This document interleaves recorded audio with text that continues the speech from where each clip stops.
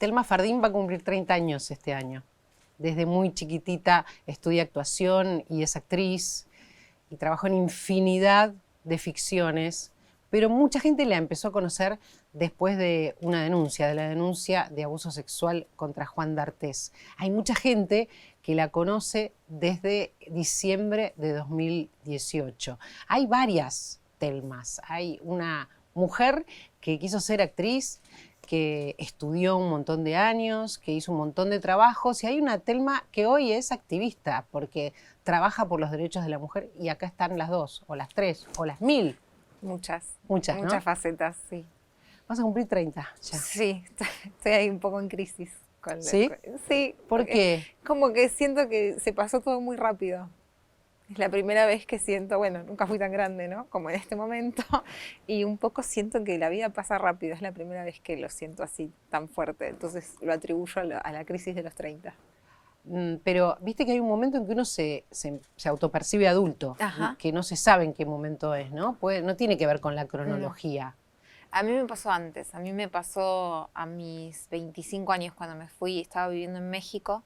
A los 24 me fui, cumplí 25 allá y me acuerdo perfecto de esa sensación de ver a otros más jóvenes y decir, ah, claro, yo ya soy una adulta, tengo como el instinto de preservar a esos más jóvenes. Vos empezaste muy chiquita. Muy chiquita, a los 6 años. A los 6 o 7 viniste a estudiar, ¿verdad? Sí, a Buenos Aires. A Buenos Aires. Sí. Te ganaste una beca. Exacto. Hice un casting después de una película que filmé en Bariloche, yo soy de Bariloche, y quedé en una película y los productores de esa película me recomendaron una escuela de teatro y vine, hice una audición y me becaron.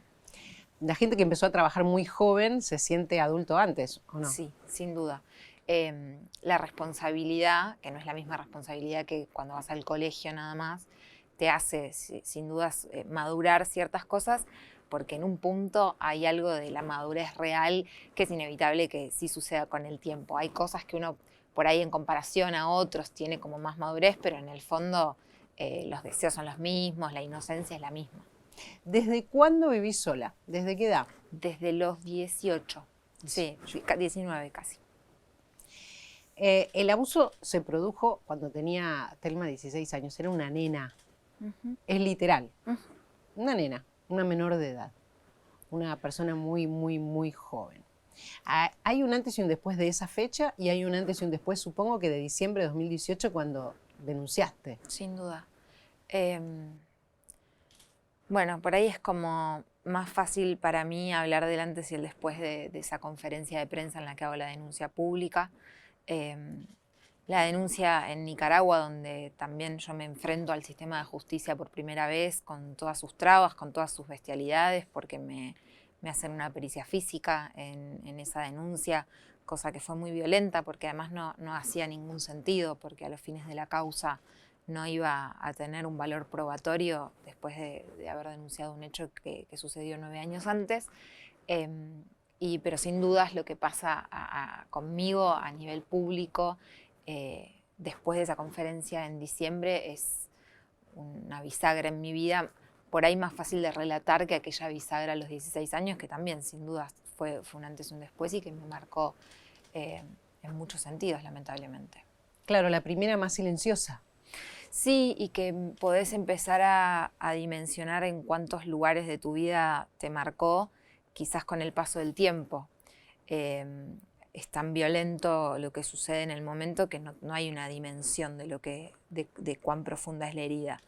Y además el hecho de que era una niña y en esa época no se hablaba tanto, ¿no? Son como una serie de cosas que hace que con el tiempo y con la maduración una vaya como pudiendo comprender en cuánto impacta, lamentablemente es un 360 en la vida, ¿no? Y sin dudas, esto que justo hablábamos antes en relación a cuando yo me sentí adulta, el momento en el que yo me sentí adulta también fue la posibilidad de entender que la adulta tenía que hacer algo por esa niña que no había sido protegida. O sea, diciembre de 2018 fue una actitud de pura adultez. Sí, sin hablarlo, duda. Contarlo. Sí, empieza antes, ¿no? Ese proceso empieza cuando me vuelvo. Yo estaba viviendo en México y entiendo que tengo que hacer la denuncia y que para eso tenía que que estar cerca de mis seres queridos, de mis amigas, de mi familia, para estar preservada, y también más fines prácticos en relación a la denuncia. Y por eso yo me decido a volverme de México y a instalarme otra vez en Argentina. Y eso también fue todo un proceso, ¿no? Después se hace público y culmina con esa conferencia de prensa. ¿Y qué cambió después de 2018 en vos? ¿En qué cambiaste? Porque ahora en perspectiva ya podés empezar a verlo. Sí. Primero la conciencia de la organización colectiva. Esa era una conciencia que yo no... Más allá de que viví un fenómeno social en el que muchas mujeres, y sobre todo de mi edad, nos organizábamos en pos de causas que tenían que ver con los derechos de las mujeres, hay algo de comprender el valor de eso y entender que eso no es el común denominador de la historia, no pasa eso constantemente, es parte de un momento histórico, y haber sido parte de ese momento histórico, como a todas nos atravesó, sin dudas me cambia en mi constitución como ser humano y en mi comprensión de lo social, de mi rol en una sociedad. Y después sí, algo mucho más personal es en términos de fortaleza. Hay algo ahí que me da mucho poder apropiarme de mi historia y hacer algo por eso que me pasó y dejar de ser víctima y pasar a ser sobreviviente, si se quiere, le da otra dimensión al lugar en el que me paro yo como mujer frente a la vida. Las dos cosas que estás relatando son cosas buenas. O sea que te trajo cosas buenas a hablar.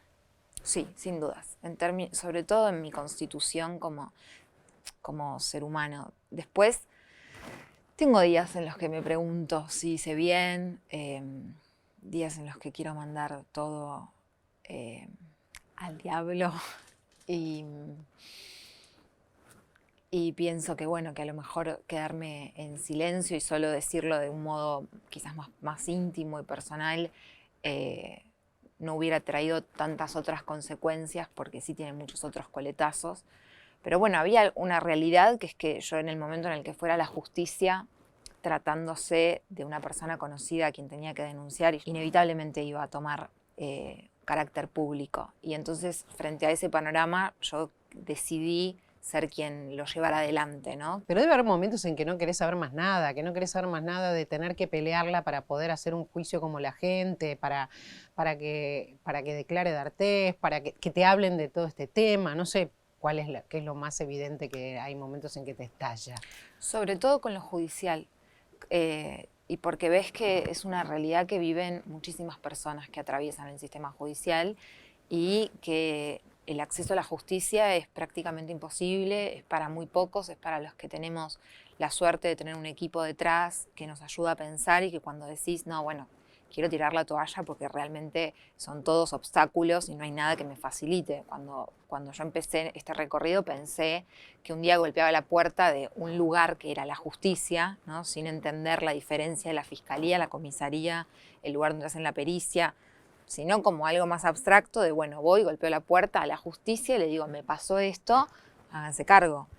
No funciona así el sistema judicial para nada, y al contrario, tiene muchísimo de esperar, muchísimo de esperar, de tiempos en los que no hay una prioridad, no se comprende hasta qué punto la vida de la víctima está atravesada por la situación judicial, y eso hace que en esas trabas también vos sientas que tu vida se va como quedando detenida según lo que un juez dictamina y según las estrategias que usa la defensa para dilatar, que por supuesto lo que quieren todas las defensas, entre ellas la defensa de mi abusador, es justamente postergar y que no se llegue, porque es mentira que en algún momento él planteó, yo me voy a presentar a la justicia en Nicaragua y voy a dar todas las pruebas que tengo que presentar. No lo hizo, no solo eso, sino que se profugó a un país sin convenio de extradición, y ahora en este proceso también está demostrando que no se quiere sentar y declarar cuando están todas las garantías absolutamente dadas. Y es más, estadísticamente, solamente el 1% de las denuncias, como mi denuncia, llega a una condena contra el abusador. Estamos hablando además de un proceso que tiene a 3 países involucrados, porque estamos hablando de Argentina, Nicaragua y Brasil, ¿no? Y bien dijiste, él dijo que se iba a presentar, no solo no se presenta, sino que está intentando todo el tiempo interponer recursos para no declarar. Exacto. Porque es para no declarar, ¿verdad? Sí, son las audiencias que faltan, es una audiencia en la que él tiene que dar su testimonio. Yo ya di mi testimonio, más de 5 horas, otras víctimas de otro tipo de delito, pero también por parte de él, declararon, y con todo lo que eso implica, declararon mi psiquiatra, mi psicóloga. Es más, él pidió en el juicio ponerme un aperito a mí, y nosotros, o sea, no nos opusimos a eso porque más allá es un aperito de parte puesta por él, evidentemente no va a hacer, a tener una vara imparcial. Y sin embargo nosotros, con tal de que no se postergue más el juicio, aceptamos prácticamente todos los términos, en nombre de que, bueno, se le garanticen todos sus derechos. Y sin embargo, así todo, no es capaz de sentarse a declarar, y bueno, tampoco le han hecho pericias a él, solo una pericia de parte, que también es una pericia paga por él. Pero hasta ahora yo me sometí a 9 pericias y él a ninguna. Hay otras 3 mujeres que están denunciando a Juan D'Artés, Calu Rivero, Ana Coachi y Natalia Juncos, ¿no? No es solamente Telma. Telma es quien dio el puntapié inicial y con un delito realmente grave, porque estamos hablando de que tenía 16 años, de que era menor de edad. ¿Hay momentos en que te pones muy triste o ya no? Sí, hay momentos en los que me pongo muy tristes.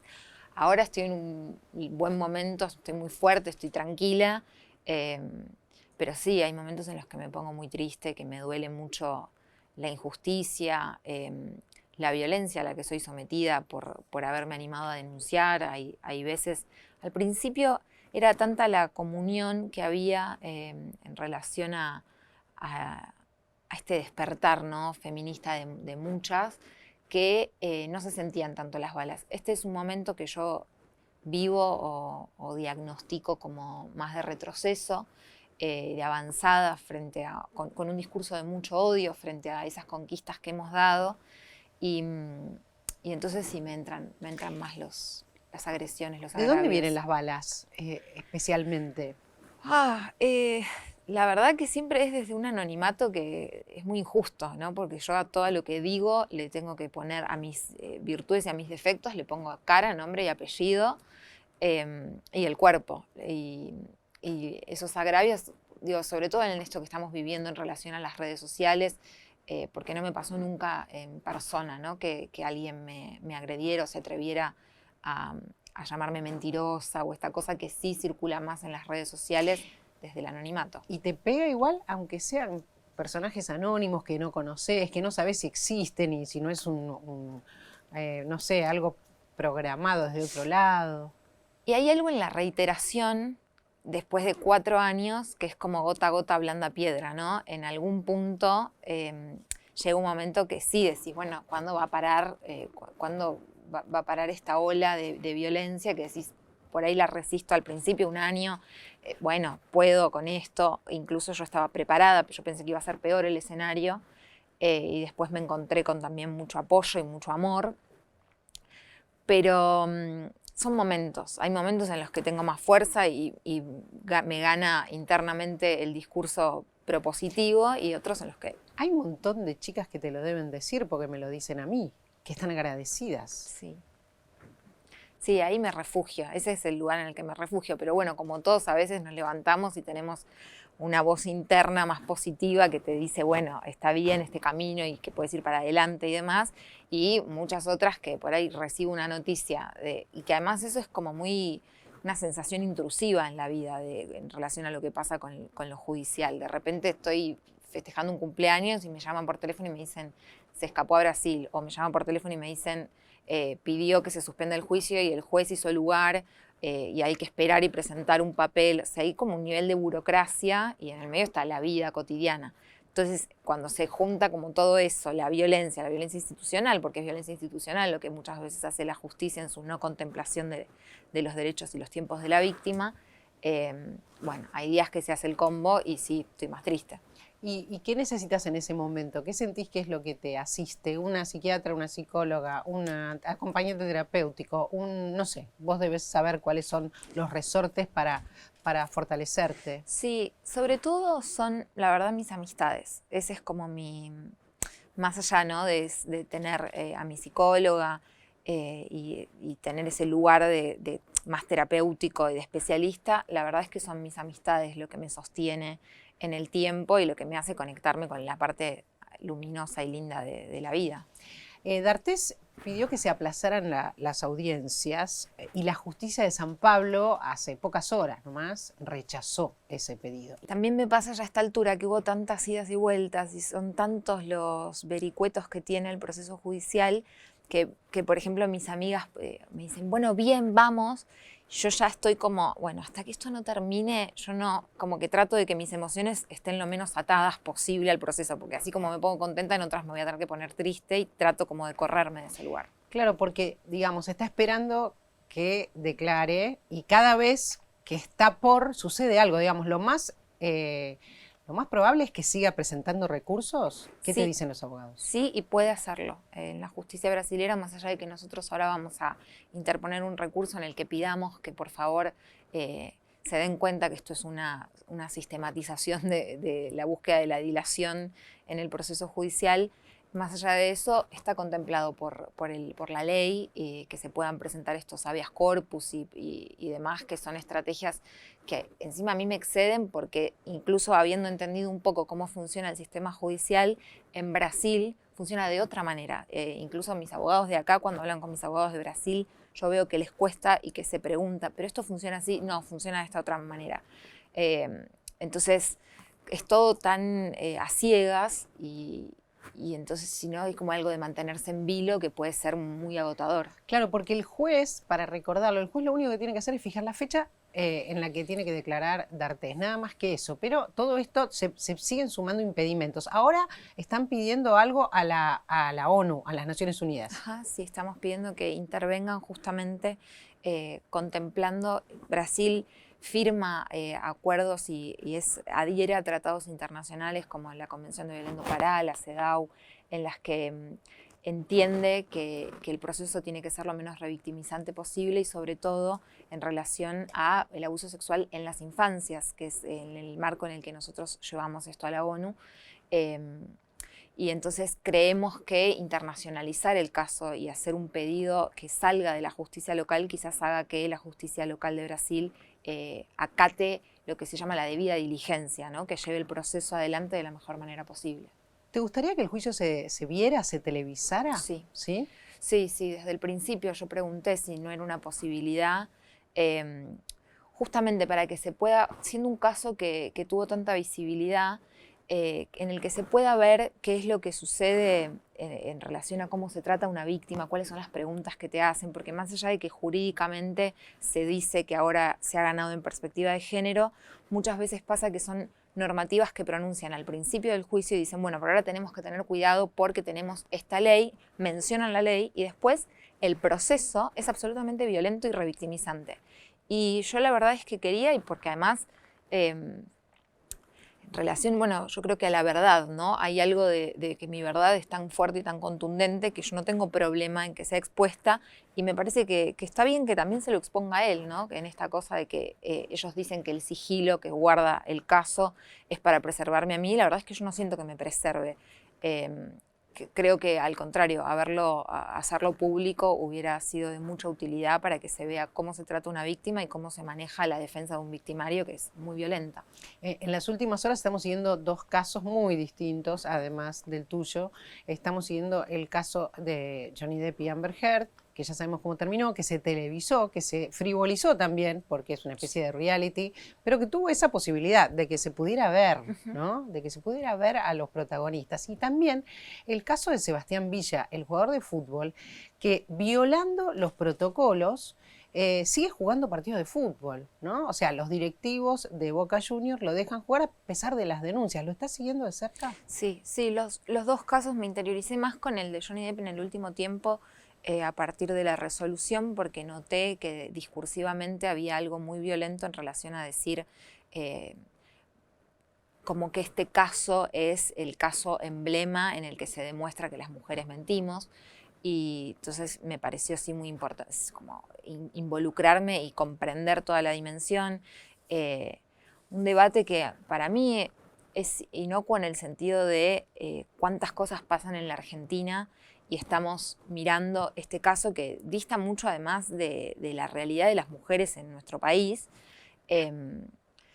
Y muchos diciendo, ¿no?, que la violencia de género no existe cuando, por este caso, cuando decís, pero escuchame una cosa, supongamos que en este caso esta mujer, yo creo, y entramos en el yo creo, ¿no?, pero era una relación absolutamente violenta por parte de los dos.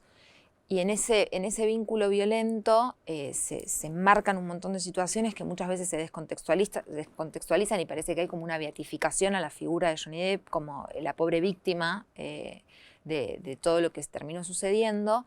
Y contrastás y decís, che, pero en Argentina de enero a los primeros 4 meses murieron 117 mujeres por el solo hecho de ser mujeres. Vamos a decir que no existe la violencia de género porque en este caso se dan estos parámetros cuando nuestra realidad es tan diferente. Es como otro mundo, ¿no?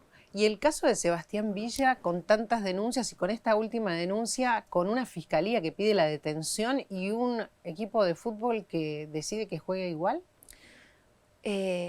Parece anacrónico, ¿no? Como algo que, como si no estuvieran en este contexto y en esta época los dirigentes del club. Entiendo yo que hay una lógica de mercado en la que ellos tienen que vender a ese jugador y se da en esa dinámica. Así, bueno, me parece muy bien que la directora del área de género de Boca renunció porque realmente parece una cargada, ¿no? Tenés un área de género en una institución y frente a una denuncia en la que entiendo que se presuma la inocencia, digo, perfecto, pero también hay una presunta víctima. Entonces, ¿qué tipo de mensaje se le da a las otras mujeres que pertenecen a esa institución, que a lo mejor sufrieron algún tipo de violencia? ¿De qué manera se van a animar a denunciar una violencia sufrida dentro de su ámbito laboral si el mensaje que está dando la institución en su totalidad es sostenemos a este tipo a pesar de que ya tenga 3 denuncias y esté con un pedido, bueno, ahora esto es del último tiempo, ¿no?, pero con un pedido de detención por parte de la Fiscalía? Me quedé pensando en si no tendrías que estudiar abogacía a esta altura de las cosas, ¿no? En un momento en la pandemia me anoté y hice algunas materias de ¿Sí? abogacía, sí, porque dije, yo también me lo pregunté, dije, bueno, a lo mejor, pero después me volví sobre mis pasos porque quiero intentar todavía poder vivir de lo que amo y de lo que amo desde que soy muy pequeña y bueno, habrá tiempo en algún momento. Si mi camino por lo que me tocó vivir me lleva para otro lado, habrá tiempo. Por ahora me aferro a poder hacer lo que amo desde que soy muy chica. Ahora, vos querés volver a actuar y querés seguir actuando y querés dedicarte a lo que elegiste cuando eras muy chiquita. ¿Se cierran puertas por todo esto que te estás sin sí? Ay, antes que termine la frase. Sí, recontra. ¿Sí? Sí, mira, antes era como una cosa más de hipótesis que yo hacía, ¿no? De decir, che, o sea, laburé toda mi vida. Me mantengo, me preguntaste desde cuándo vivo sola, desde los 18 años hasta mis 26 en los que denuncio, viví toda mi vida sola y me mantuve y ponele que entraban en esta cosa más de la hipótesis. Después, de una manera muy concreta, hace muy poco me pasó que un director hago el casting, mando el casting, me da una devolución, mando otro casting, me dice quedaste y cuando me habla la productora me dice... Después de un tiempo me habían mandado los guiones, absolutamente todo, y después de un tiempo, cuando cierra la productora, me dice, no, y no son muy claros en qué, y después, bueno, me entero por amigos que laburan en el medio, que, bueno, mi nombre y toda mi lucha, por ahí no le sumaban al proyecto. ¿Qué significa no le sumaban al proyecto? ¿Qué ¿Qué supones? ¿Vos no llamaste, no preguntaste, no hiciste más nada? No, por ahí es interesante que recorra ese camino en algún momento en el que confronte con la situación y diga, bueno, a ver, explíquenme con una serie de argumentos qué es Pero lo que para está saber pasando. También, ¿no? ¿Cuál crees que hay un prejuicio ahí? ¿Cuál sería? Sí, bueno, esto también es desde mi imaginario, ¿no? Pero que hay un prejuicio en el que quizás mi bandera termina opacando el proyecto. Quiero creer que es eso y no por ahí otros comentarios más hostiles y más básicos también que he leído en redes sociales como si te involucras con esta chica vas a tener un problema, ¿no? No, la verdad es que solamente denuncié a una persona que me violó, no es que ando por la vida generando conflictos y de hecho este no fue un conflicto que generara yo, fui víctima de lo que sucedió. Vos contaste recién una sola anécdota, pero es la única vez que te pasó que se cerró así de esta manera. Porque cuando yo preparaba este reportaje y revisaba todo lo que hiciste, es una ficción atrás de otra, sin parar. Estaríamos todo el día contando todo lo que hiciste. Y después no aparece todo eso, no aparece esa cantidad enorme de propuestas, ¿no? De trabajos. No, bueno, hay muchas, pero esto que te digo, en esta fue como muy concreto porque había pasado la instancia en la que el director me había elegido y acá tuvo más que ver con una decisión corporativa, el de la productora de decir no, no vamos a ir con esta actriz. Después queda más en un terreno casi incomprobable, pero sí, cuando vos haces la comparación en relación al laburo que yo tuve toda mi vida y lo que pasó después de mi denuncia, eso sumado a comentarios de mis amigos que laburan, que están en este ambiente y que me conocen desde que soy muy pequeña y que están en esas mesas en las que se debaten nombres, y por ahí también contrastándolo con otras mujeres en mi misma situación, también, bueno, vas como llegando a una conclusión en la que sentís que por tus decisiones sociales, ¿no? porque tu posicionamiento social frente a una situación te termina jugando en contra. Es muy doloroso, pero también por mi personalidad sé que yo no podría hacer otra cosa. No es que yo podría decir, bueno, me quedo callada, entonces tengo este trabajo. Yo inevitablemente voy por este camino. ¿Qué es lo que pasa con los varones después de eso? Con los varones de tu generación y de otras generaciones. Porque supongo que por generaciones es la cosa, ¿no? Sí, hay mucho de lo generacional, sin dudas, así como nos pasa a nosotras, que yo escucho a pibas más jóvenes y ya me doy cuenta que hay una brecha generacional en la que digo, claro, qué loco, yo para llegar a esa conclusión tuve que hacer todo un recorrido y ellas naturalmente, si existe el término de lo natural, pero de una forma más espontánea, llegan a conclusiones que a mí me costaron más laburo. Y con los varones también creo que justo mi generación es una generación que la tiene muy complicada, porque fue una generación muy disruptiva, pero que creció dentro de ciertos marcos y cánones en los que no se hablaba de esto cuando yo era adolescente, no se hablaba de la perspectiva de género, de la igualdad, estaban naturalizadas una cantidad de cosas y ahora hay como un desasosiego de por dónde se va, cuáles son las nuevas formas de masculinidades. Debe ser fuerte también que de repente te digan, escuchame una cosa, naciste con un montón de privilegios, ahora queremos que renuncies a esos privilegios. Y muchas veces creo que evidentemente no hemos saldado bien la cuestión discursiva porque se percibe como un odio hacia los varones. Y si hay algo que a mí no me pasa es que odie a los hombres por el solo hecho de ser hombre, para nada. Pero sin embargo, bueno, hay una construcción, por un lado una construcción adrede, yo creo, de cierto discurso reaccionario que quiere ponernos en ese lugar como las malas odiantes, odiadoras, seriales, y no tiene nada que ver con lo que queremos instalar y plantear, que es, socialmente naciste con esta serie de privilegios que están contextualizados en cómo funciona la sociedad, te pedimos que renuncies o que por lo menos los critiques y que te acerques a nosotras y que podamos compartir una igualdad. Y creo que que muchas veces incluso por ahí discursivamente nosotras no hemos sabido transmitirlo, porque si no, no habría esta reacción, no tendríamos ni que estar explicándolo. Por alguna razón tenemos que explicar algo que para muchas de nosotras es obvio.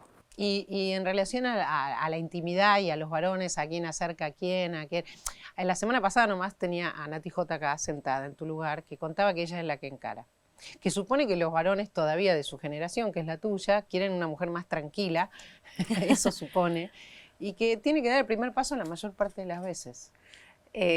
Sí, a mí me pasa, me cuesta también, soy muy tímida, soy como vergonzosa, entonces me cuesta dar el primer paso y además socialmente crecí en una época en la que todavía el primer paso estaba estipulado que lo diera el varón, entonces creo que también yo soy presa de todas esas cuestiones y sí creo que es tanta como la incertidumbre que que en relación al consentimiento es un momento en el que por ahí es más fácil, si somos nosotras las que damos ese primer paso, porque como que alivia algo de esa incertidumbre que genera este momento de tantos cuestionamientos, porque también hay que comprender, más allá de que es incomparable, ¿no? Digo, la violencia a la que fuimos sometidas las mujeres históricamente, es muy difícil de comparar con, bueno, este momento por ahí sí más paréntesis y más de signo de pregunta en la vida de los varones, pero bueno, me parece que puede ser una manera de saldar esa disputa. Vos decís que hay muchos varones que probablemente quieran aprender y que no se animen o no sepan cómo relacionarse, sí, ¿no? Y que pueden ustedes abrir la puerta. Nos corresponde a nosotras abrir esa puerta en el sentido de, bueno, ya que estamos cuestionándonoslo todo, ¿qué puede hacer cada uno desde su lugar?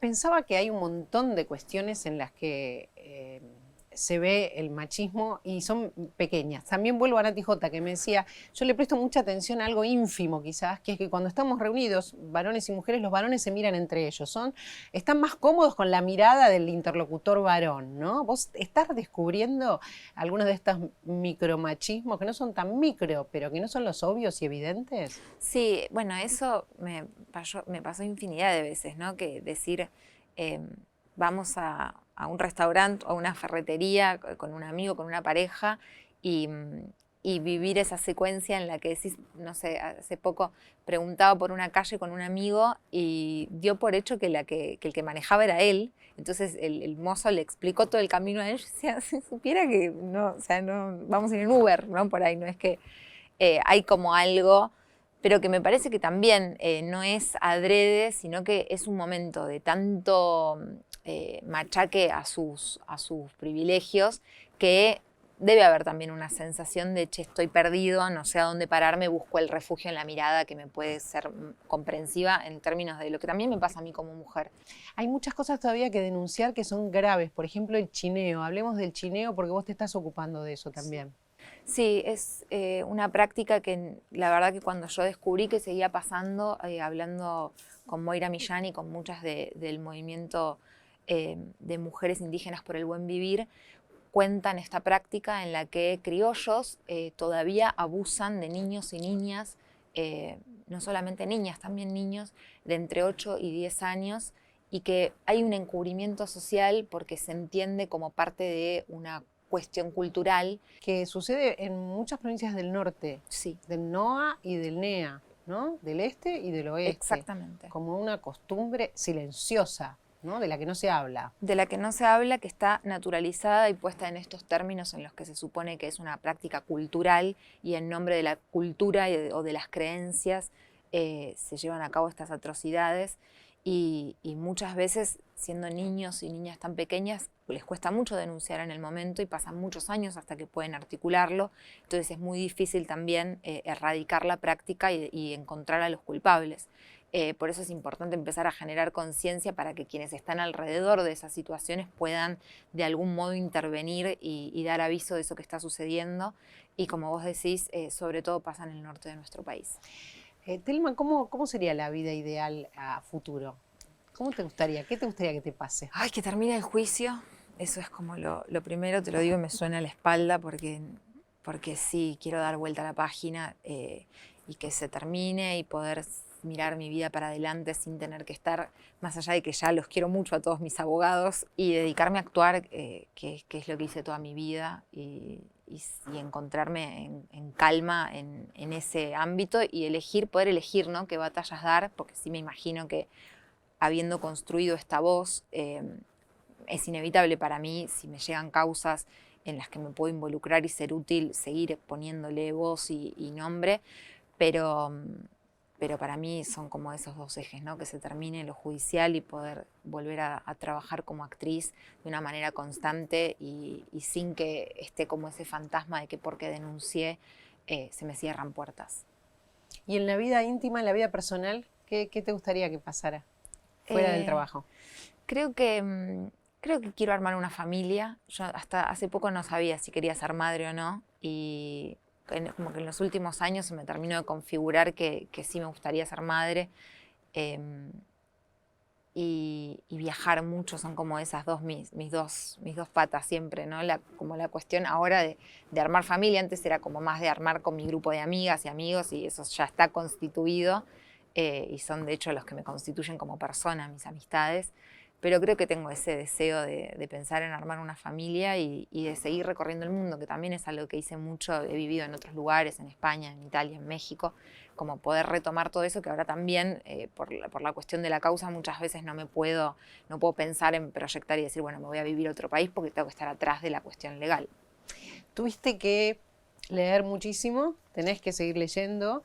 Tenés mucho vocabulario, armaste un discurso sólido, digo, también es difícil, debe ser difícil relajar. Sí, sí, porque todo el tiempo yo siento, eso es algo que también cambió después de la conferencia de prensa del 2018, que de repente no hablaba en nombre mío solamente, sino que hablaba en nombre de muchas otras que de repente se sintieron identificadas. Y entonces ahí me cargué como una responsabilidad. Y es verdad que yo misma me doy cuenta que muchas veces estoy como con esa barrera de decir, bueno, no estoy defendiendo solamente mi posicionamiento, sino que es el de muchas otras. Y trato de ser como lo más correcta posible. Claro, elegís las palabras perfectas para que todo el mundo esté, para ser técnica, digamos, sobre el tema feminista, sobre los temas legales, ¿no?